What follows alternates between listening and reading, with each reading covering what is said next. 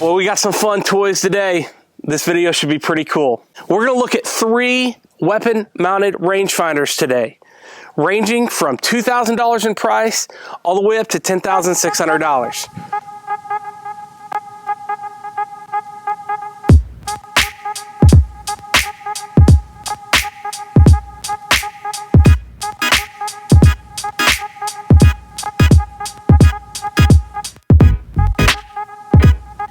What's up, my homies?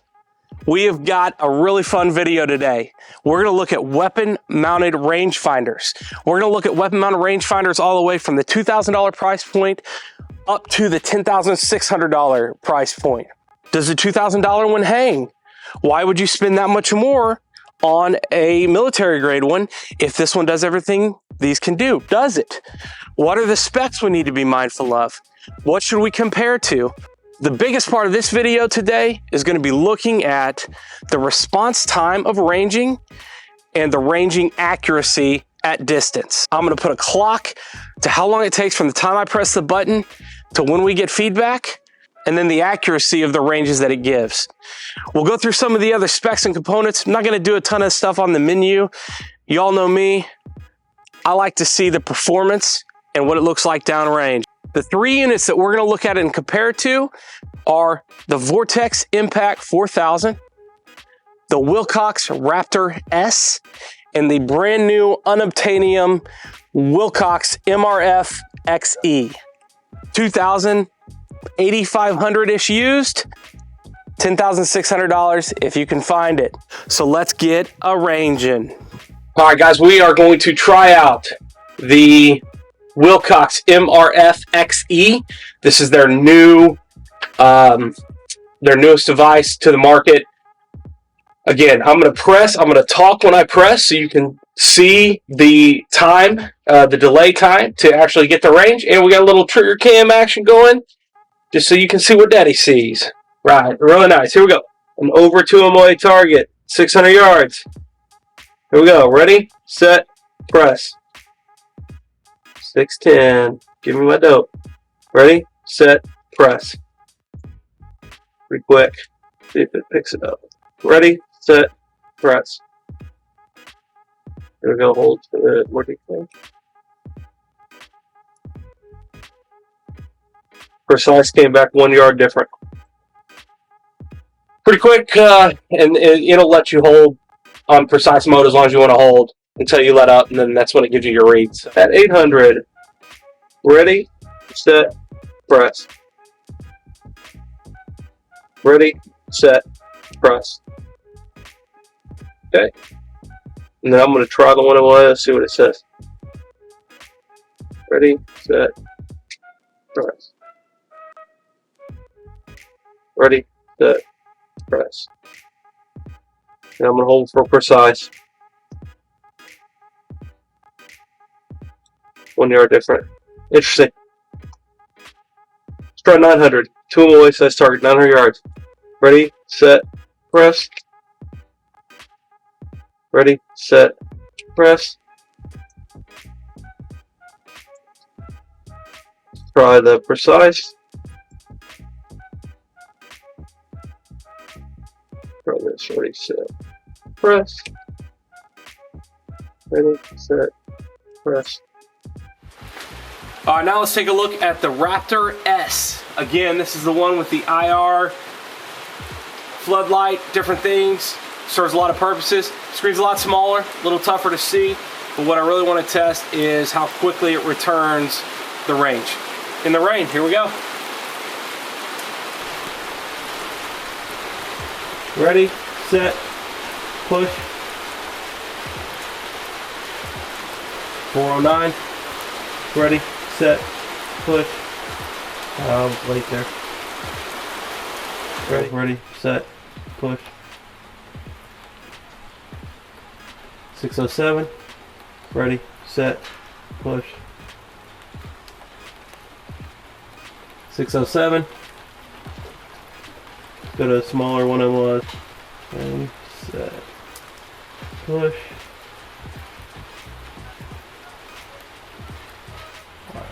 900, ready, set, push. Ready, set, push.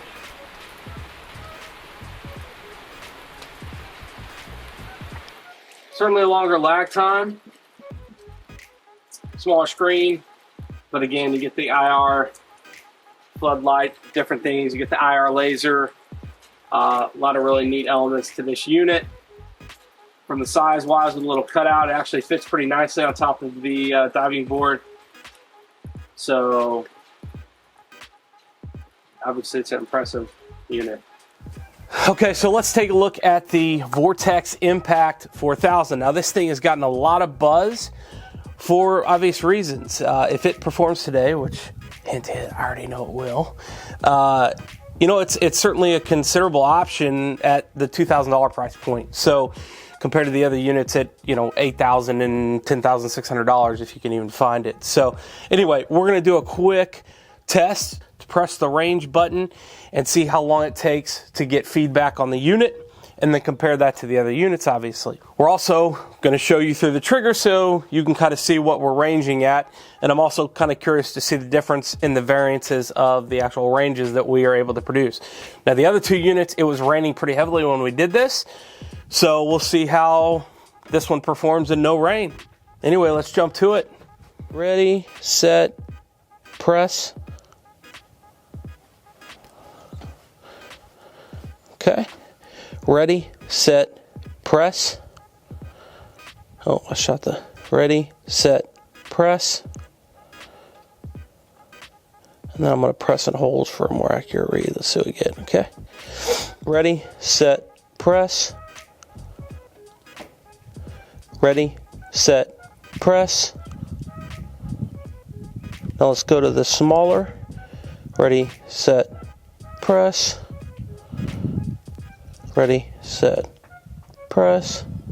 And then set, press. Ready, set, press. And this time I'm going to hold. Let's try for the smallest so we get ready, set, press. Okay. There you have it. The feedback's really good. Obviously a big screen you can see really well that has a backlit option. Okay, certainly if you're hunting in the daytime. Definitely okay if you're competing. Not okay if you are hunting at night or you are actually using this for real life-saving capabilities and that light goes off. So either way, really intuitive menu, all there. I like the Bluetooth feature. I'm curious if there's a longer, this unit has had longer lags. I'm really interested to see what those times are, those time differences are. But I wonder how much that has to do with the Bluetooth connection to actually getting to the reading. I don't know if there's any science to be had there, if you will, but I think that's interesting. I do like the ability to be able to hold this in my hand, though. That is super convenient, really, really nice.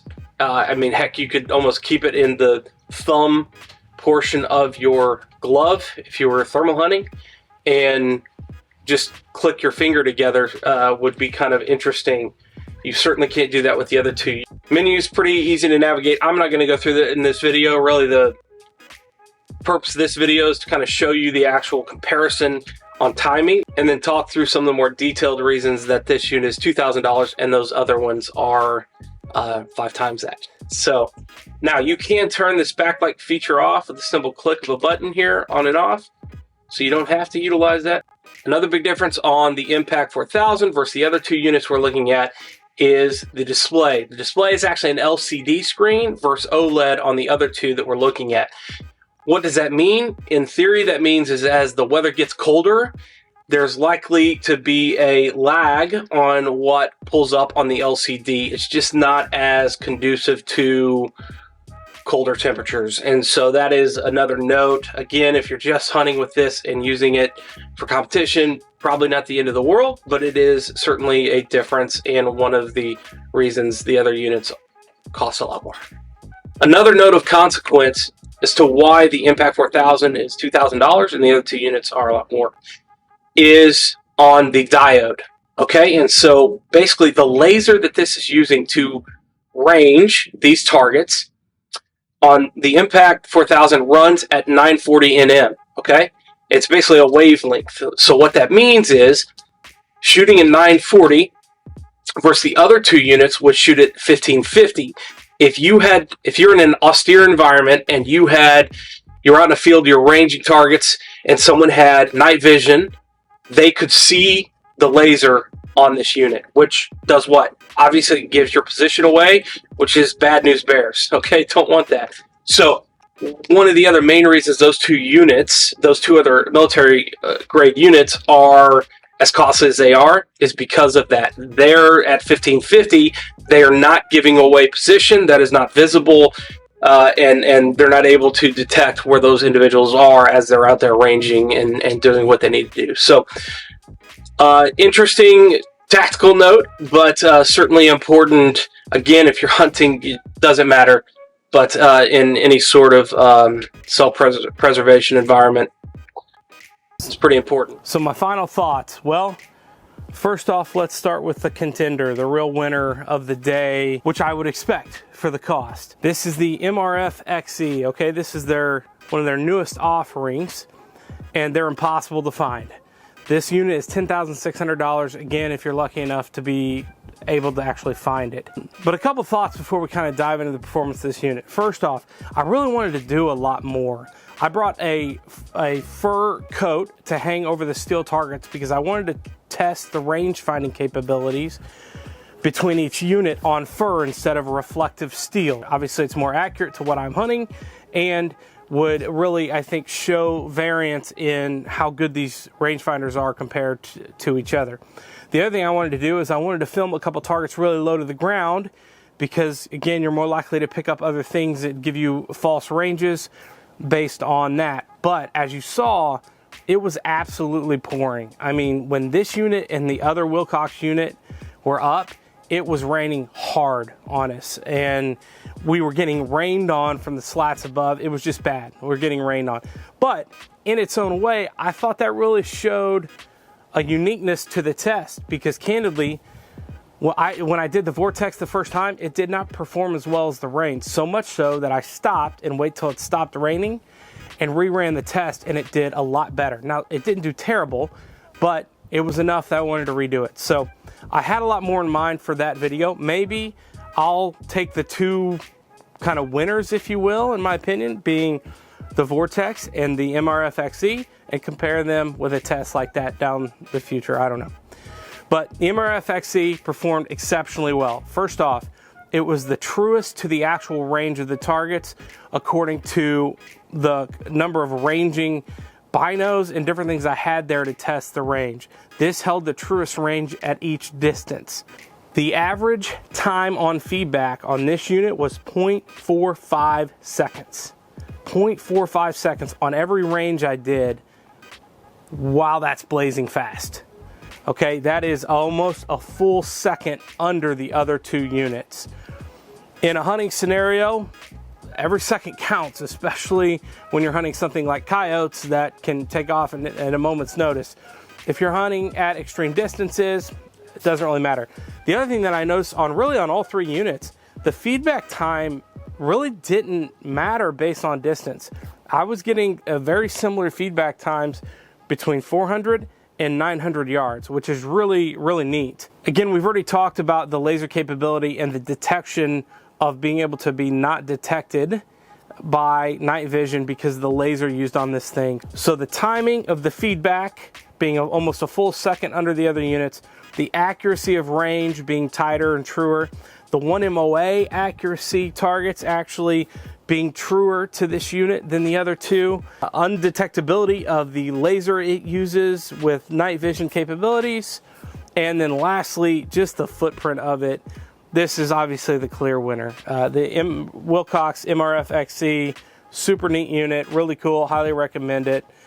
And if you've got the funds, have some fun, do it. This is a really cool unit, and I was just blown away with how well it worked in the extremely rainy conditions we were out in that day, ranging all the way out to 900 with no problem. So Highly recommend it. Really good. Definitely the winner, but at $10,600, probably should be. If you are betting your life on your equipment working, I think there's a reason Wilcox has the name it has, and I think this would be a unit well served to your needs. The RAPTAR S, what a really cool unit. This particular one happened to be manufactured in 2015, and so obviously in that time technology gets a bit dated, but man, what an incredible unit.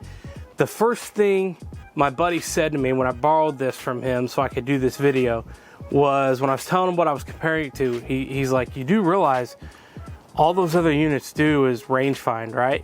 So if you are looking for a kind of do-it-all unit where you can kind of similar to a PEC 15, where you've got an IR illuminator, you can use it on your AR.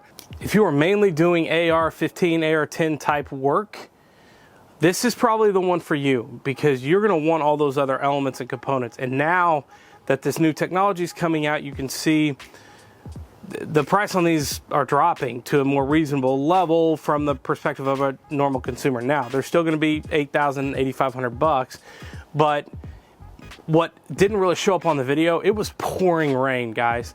You thought, well, you're under a cover. Yeah, but that cover was just slats of random wood that we were getting just absolutely drenched, leaked on. This thing performed exceptionally well in those conditions, so I was really, really impressed with that. Its average time on range was 1.298 seconds. So 1.298 in those conditions, I was really impressed with that. Really accurate. It was able to range the 1 MOA targets, it seemed, on occasion.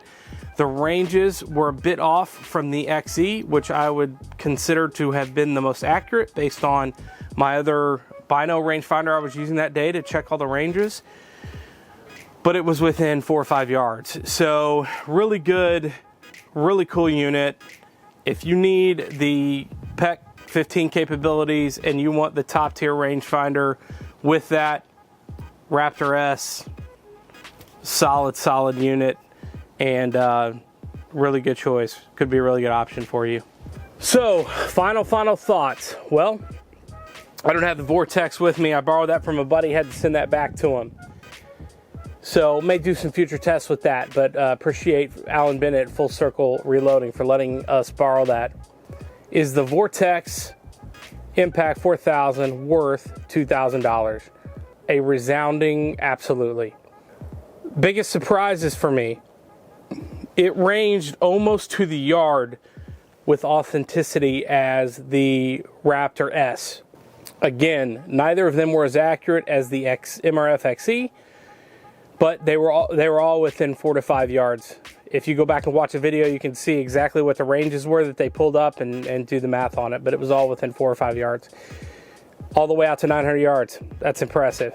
The rain got to the Vortex a little bit. The other two units did not seem to be bothered by it, but that was only at extreme distances.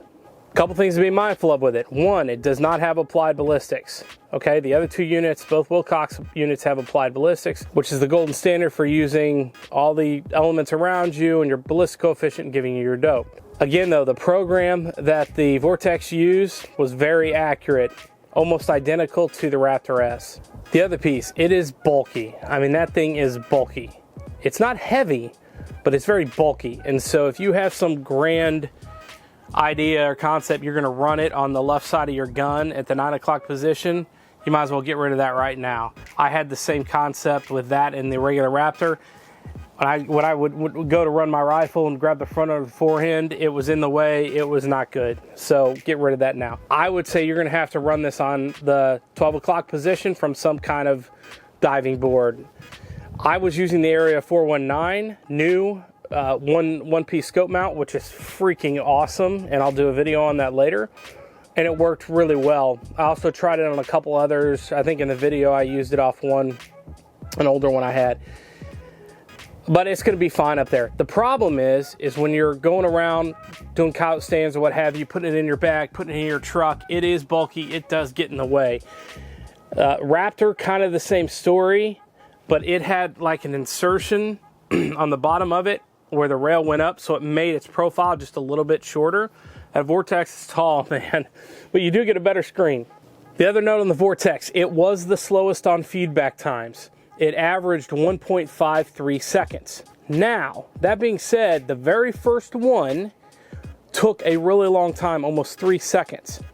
I believe that's what we talked about earlier in the video. It was the LCD screen, it was cold, it was the first time I had hit range on it. It'd been kind of sitting there. I believe we saw that real time on the difference in the LCD screen versus the OLED screens that the other two use. If you take that one out, it was actually slightly faster than the RAPTAR S at 1.28 seconds average.